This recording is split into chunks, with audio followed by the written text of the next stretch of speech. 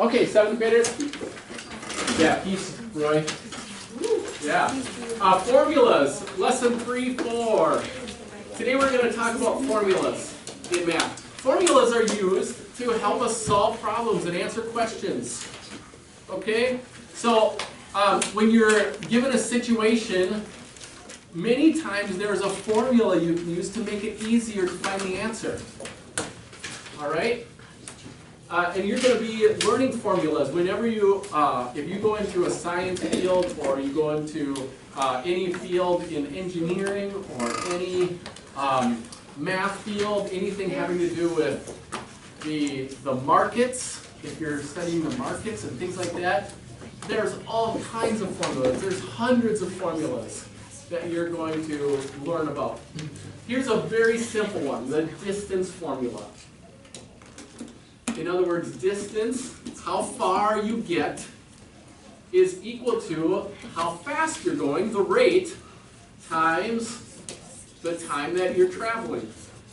That's a formula. Distance equals rate times time. D equals R times T. And so if you're answering a question like, if I bike 14 miles per hour, or average 14 miles per hour over 3 hours, how far can I go? Well, the distance formula tells you what? It's 42 miles. 42 miles, yeah, because distance equals rate times time. And you can prove it by putting in the numbers. 14 times 3 equals 42 miles, right? There's another formula.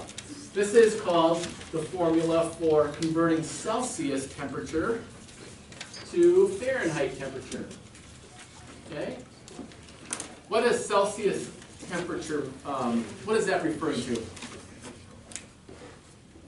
you know what Celsius temperature is referring to? You've heard of Celsius, haven't you?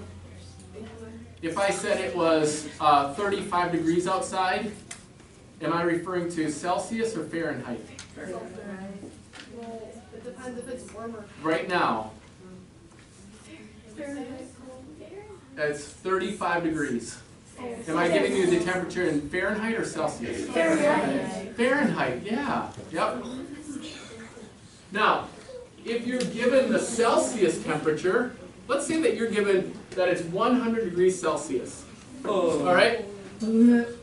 How much is that in Fahrenheit temperature? How would you figure that out? Use the formula, exactly. Very good. So let's use the formula and put in 100 in place of C. C equals 100. Find F. So 1.8 times what? 100. So put it in parentheses, and that way we know to multiply it. Plus 32.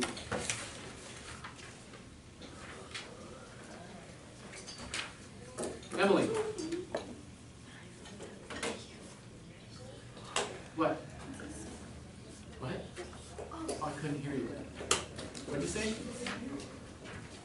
What's in your notes? Things? What thing? There's a thing in your notes? The formula. Yeah, it's in your notes. That's why I gave it to you. Nate.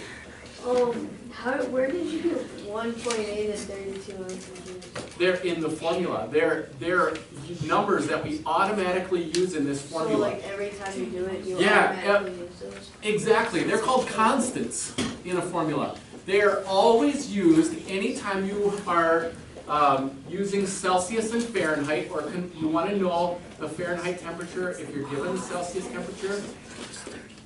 You always use 1.8 and 32. Those numbers work every single time. Okay? Lydia, what is the answer? 212. What? degrees Fahrenheit. Yeah, do you know what's special about this number? Or do you know what's special about 100 degrees Celsius? I know what's special about it. Oh, Cool. it's the boiling point of water. The boiling point of water on Earth. Yeah, what we call that standard temperature and pressure. So with Earth's barometric pressure, or in other words, if there's less pressure on the surface, the boiling point is lower. It takes less because that surface pressure is holding that water, keeping that water from boiling. In fact, you can make water boil inside of a vacuum chamber at regular room temperature. Have you ever seen that experiment? Where they pump air out of a vacuum, like a glass thing. It's so cool. You pump the air out so that there's less barometric pressure or surface pressure, and then the water just starts to boil. Is it actually hot? No, it's not. It's this regular room temperature. Room It's temperature water, that's Like just 70 degrees, like what it is right So, like- now. Wow. You can make water boil at 70 degrees if you alleviate So if you like stuck your finger in there, you wouldn't have. Yeah, wouldn't have, yeah. Yep. Isn't that cool? All right, so this is the boiling point of water at standard temperature and pressure, like on the surface of the Earth. Okay? What if C equals 0 degrees Celsius? What's the temperature in Fahrenheit? 32. You know what's special about that temperature? Come on, guys. Bryce. below 32. Freezing point of water. Yep, it's the freezing point of water. Okay? So, these are very important temperatures that you should remember. We're using this formula. Let's look at your worksheet and practice this formula.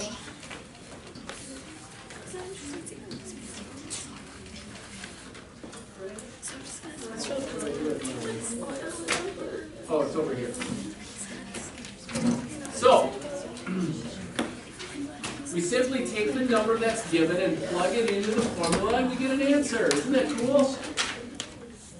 So if C is 4 degrees, you write 4, multiply 1.8 times 4, and make sure on your calculator, did you guys get one?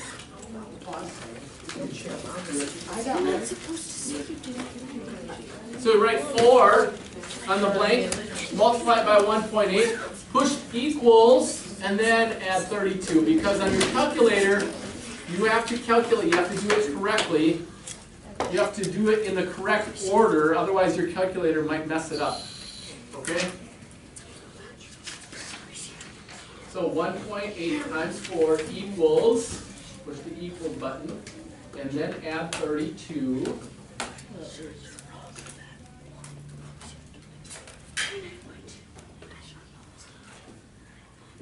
And write the answer here.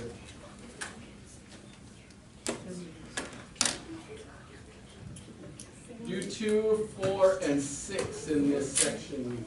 Actually, 1, 2, 4, and 6. What is 1? What is 1.8 times 4? Is it 7.2? Yeah.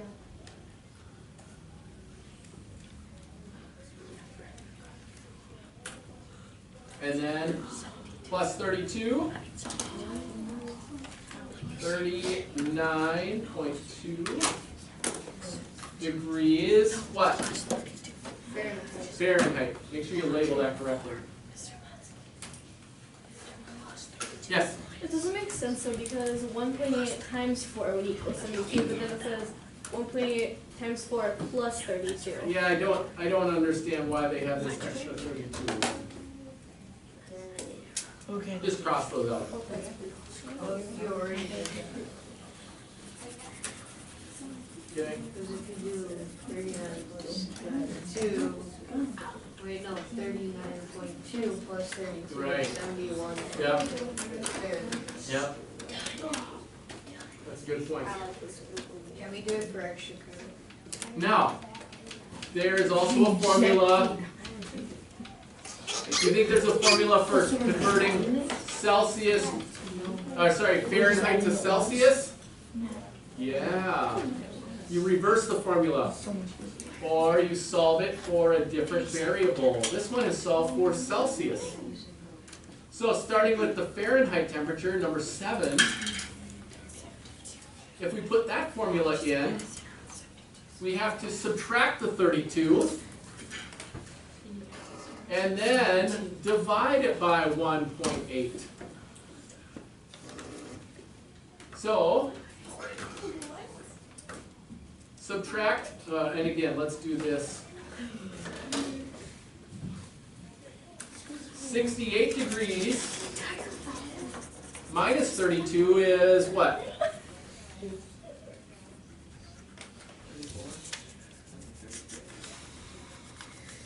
36 degrees, and then divide it by 1.8.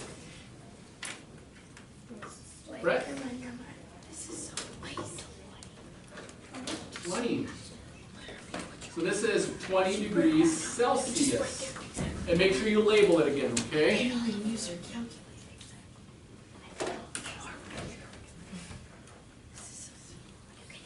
So, do 8, 10, and 12 on those. So we'll just do even. Yeah, just do the evens On this side. on this side. What on the other side? There's some more formulas that you have to practice.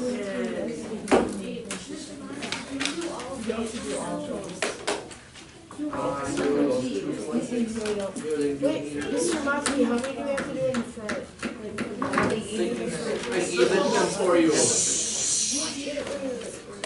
Jen, Even for the first part, only Yeah, it is. evens, like the top half of the. yep, I circled them. Oh, you didn't say that. See? Okay. All right, go to the back side, practice 3, 4. There are 2 more formulas, actually no, 3 more formulas that we're going to practice. You don't have to do number 8, because that's everything on the other side. So I want you to look up at the top. The first one, very important formula.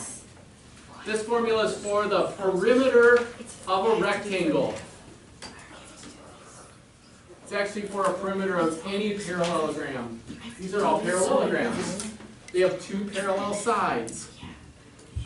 And that means that this side times 2, because there's 2 of them, and this side times 2, because there's 2 of them, added together equals the distance all the way around it, the perimeter. So, what you have to do is substitute the numbers in. P equals 2 times 9 plus 2 times 4.5 equals, and then write the answer. Make sure that you substitute the numbers in, okay?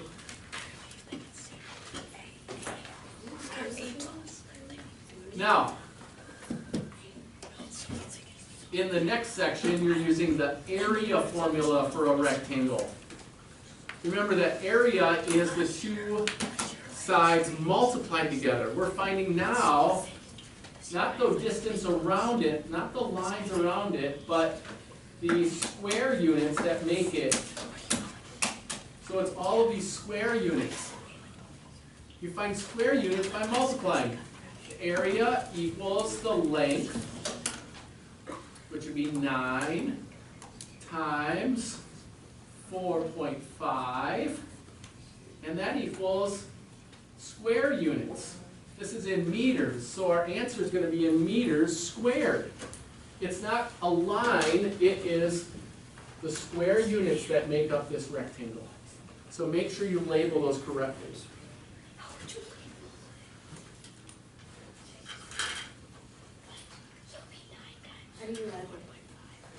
Meters squared for the first one. Feet squared for the second one. Centimeters squared for the third one. If you're finding the perimeter, you're just finding the length. You're just finding the line. So that's just meters. or just feet, or just centimeters. Okay? Then, number 7, you're practicing the distance formula. So it's rate times time. And again, it tells you that this is the distance is in feet because the rate is in feet per second. Feet per second. Feet per second. Number of feet per second. No, just feet. So 8.9 or 89.5 times, and there's always a constant time, 5 seconds. All right. So label those as well. Any questions on these formulas? All right.